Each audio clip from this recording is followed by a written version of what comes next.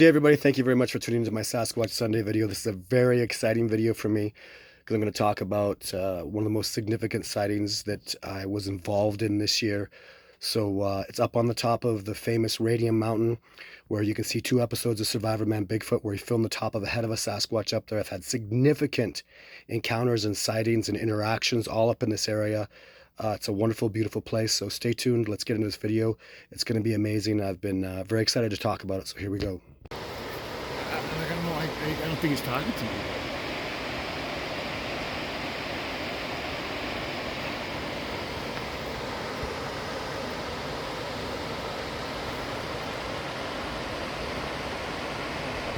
This is the angle we're going up at. If you don't believe me, watch me just simply.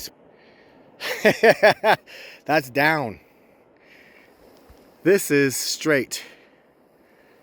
That's where he is, and if you can see, there's where we go up. So absolutely beautiful, amazing spot. There's the that's the arrowhead that we're going to get to eventually, that you can see way at the tip. If I just can't quite get it to focus on it, but it's right up there. That's it. We'll be right below that on that tree line. And this is the, you get wide angle here, the magnificent view that we get. Even I just turn like this and there's Jason. Like the angle down is like that's like, would you say it's at least 80? Yeah. 75, 80 degrees? Yeah. Yeah, for sure. So I know it's hard to see that on camera, but literally like this is, like that's level. So I go doo doo doo doo doo doo doo doo doo. So it's pretty steep. There's the I'll zoom in here. There's the creek that I showed earlier. So just not worried about people finding this spot, because this is dangerous, guys. Like I talked about in that last little segment about how I worry. I do worry. Like, one slip and this is like, I can't even kick a rock down to show you because it'll knock him out. So, but we're doing great. We definitely have the power. This is 2/3 of the way, and we're what, 4 hours into it, about. So we've been killing it, considering the weights on our backpacks, because I'm carrying like 6 liters of water. He probably doing the same. It's a lot of weight with all the other gear and the food that we have. So we're doing great. The hike's going amazing. Views are gorgeous, huh? And there's the water is all the way, like you can't, this is I'm way up here. The water is way down there, even further down than that. What we're doing, following the goat path. So the mountain goats have to go down there. Probably takes them half the time because they don't have backpacks to go down. Well, going down is going to be quick. Coming up is going to be a lot slower. So, and this is literally mountain goat terrain, mountain goat country. There's no bighorns up here. There's no bears up at this kind of altitude. The mountain lions and the mountain goats, and hopefully this time the Sasquatch. Oh. That is super cool. Firelight on the tree with the moon in the back. Oh my god. We're gonna do this. There's my bag. There's me. This. Whoo. There's the fire. Beautiful. Pan off. Show that really cool moon. Out here with Jason on our first night up here. Where's Jason? There's Jason. So it's quiet and beautiful and calm. There's no wind. Got a really nice fire going. And it is a full... Look at what's rising up off in the distance. Woo-wee! What are we in for? Find out. Stay tuned. So the coverage was awful. I seem to have lost a video where I walk around after and show the aftermath, but that's fine. I'm gonna play this little sequence right after I had the encounter. I'm gonna tell you, it's when this Sasquatch that I saw. I'll talk a little bit more about it, but I'd never seen this individual before ever, and I've come to deduce what he was doing and why he was in the position that he was at. But let's go through, just give you a feel for the area, the spot, what was going through my mind at the time. Watch this little section, and at the end of it, I'll start to explain in greater detail the evidence that we saw after, and what Jason and what precisely happened during and after the sighting, all the little details. So watch this section first and I'll come right back. So anyways, those trees that are center, that's where I saw that head. The top of his head was the tree on the right, the smaller tree. His top of the head was above that. His eye line was just above the second branch from the top on the right. I'm going to remember this for my whole life. And the fire that's here, the smoke was washing over that direction. So I don't think the smoke was in his face, but the smoke was between me and him, if that makes sense. So it was going up above him, so he was looking, he probably had clarity, but there was smoke between us. And then I got up and Jason is over on the right of me, and I started saying Jason's name. And then even now, look, see how the fire lights up, like you just don't see past those trees. So that head came into the light, and then it pulled back out of the light, and then I saw a shoulder. And I even saw there's a big branch. I saw a branch move just a little bit as the shoulder pushed forward. And I think I saw that branch. I saw that branch as he leaned back very slowly. The branch came back. So a lot of stuff going on over there. And I thought it was, so in my testimony for this sighting, I was actually looking over here, just to the left of this tree, and I was imagining the young Sasquatch that I saw 9 years ago come out of these trees. So I was thinking about a young Sasquatch. When I turned here, that tree on the right is a little tree. So I just, in my head, since I was thinking young Sasquatch, I thought it was a small young Sasquatch. I started talking to him. Now that I went over and stood over there, I'm clocking him at about 9 feet even is my approximation. I'm going to say that's going to be bang on, plus or minus 2 inches. So I'm going to say he was 9 feet tall and young, probably 16, 17 years old. His face looked really young, and yeah. And after the head pulled back, that's when I saw the shoulder. And I'm assuming, well, obviously the shoulder indicates, I saw his left shoulder. That means he was walking to the left. To the right of the camera is a cliff. That's cliff and death. You'll see it tomorrow. And to the left is the walkout. So he moved left, and then Jason woke up.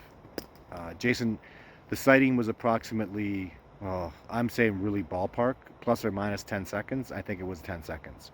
When you're in shock like that, I was just totally astonished and in shock. I was literally talking to him. I went, "Hi, hey," and then I went, "Jason, wake up. Jason, wake up. Please wake up, Jason." And at that point, he started pulling his head back, and then I looked over at Jason for a second. I was going to throw a branch at him that was in my hand for burning, and I looked back and I saw the shoulder brushing and turning and brushing that top branch. And then he walked off, and I'll note for the record, I heard absolutely no sound whatsoever. But when I walked over there, and I'm not a Sasquatch, Jason didn't hear me walking, and Jason was less than 10 yards away, so you can walk very silently over there without making too much sound. And it was can't see it all, it's dark, but up over in this area is where Jason and I both heard the loud sound. So I assumed he was circling us and going back up the hill over there, which I'll do this all in the daytime. So the day after, we found, I did a video, but it glitched because it was going from my camera card to my SD card, and the video glitched, so I don't have the step-by-step. It doesn't matter, I'll give it to you.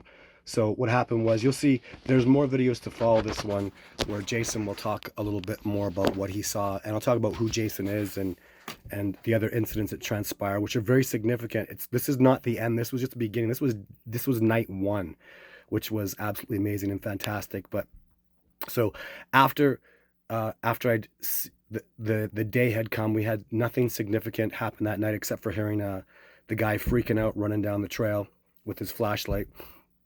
So woke up in the morning, went around to the spot, was able to definitively deduce that Sasquatch was enormous. He was standing on the hill. There was a track there, very clearly, that he purposely left a big stomping track. His track was about 16 inches. I'll deduce he's about 16 years old, approximately, plus or minus 1 year. He looked like Jake, in that I could see it was the same species. However, the muscularity, the nose, the shape of the mouth was very different. Very different looking. Like I could see it was clearly not the same individual. Obviously Jake is a little bigger when I had seen him back in 2010, so clearly not the same individual. But even I'll say this, Jake had a kind of personality in his look all the time, and I'll give a little shot of Jake here. But I could see a different personality and something that was different about this individual. What happened was, I believe that we had apples put up, and we were in between the Sasquatch and the apples. So he was trying to get past us to go up through the apples. He didn't, obviously. And then after I'd seen him and verbally communicated with him, he moved around to the cliffs and was probably trying to go around the opposite side to get to the apples, which is when Jason heard him along with me. And what precisely happened was the moon was creating shadows. Jason was obviously up. We heard clear as day something climbing through the rocks. It was large and heavy. It was very, very significant. No mistaking it. This is just probably 3 minutes after my sighting. So then Jason was looking down the hill. The moon was casting shadows over the trees, and he looked down, and we both saw a shadow move. And what he did was he saw the shadow, and he looked over at me, and he said, "My God, that looks like a shape of a being." And then he looked back, because he's in a bit of a, like, you know, he just woke up. I just seen a Sasquatch. It's a pretty tense moment. He looked back at me and goes, "It moved." And I go, "Yes, I haven't looked away from it." So he looked down at it and he saw that the shadow had moved from one direction to the other, and it was the shape of a being, which was a Sasquatch.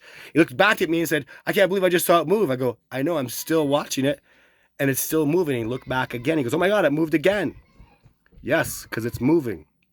So then the shadow kind of went behind a tree, and then we didn't see it after that. So what happened was I saw a Sasquatch, woke up Jason. Jason and I both heard something large climbing around on the cliffs. And then we both saw the shadow of an upright, tall, wide Sasquatch shape, which was a Sasquatch.